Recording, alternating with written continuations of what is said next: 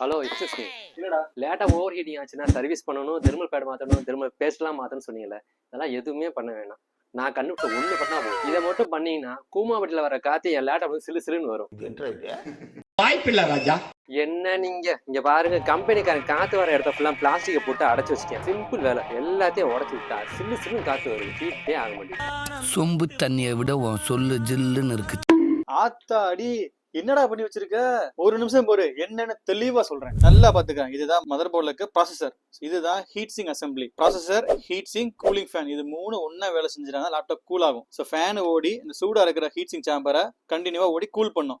இப்போ நீ சொன்ன மாதிரி ஓப்பன் பண்ணி விட்டேன்னா நாளடைவில் அந்த நெளிஞ்சிச்சு அப்படின்னா ஃபிலிம்ஸ் நெளிய காத்து வெளியே போறது அடைச்சிரும். அடைச்சிச்சுன்னா பாயிண்ட் ஆஃப் டைம்ல ஹீட் எக்ஸ்சேஞ்ச் நடக்கவே நடக்காது. அதாவது காத்து வெளியில போகாம உன் லேப்டாப்போட மதர் போர்ட் இந்த மாதிரி ஆயிடக்கூடாதுன்னா ஹீட் சிங் சேம்பரை பேனல்ல பிளாஸ்டிக்ஸ் மூலியமா என்க்ளோஸ் பண்ணி பாதுகாத்துக்கிட்டு இருக்கு.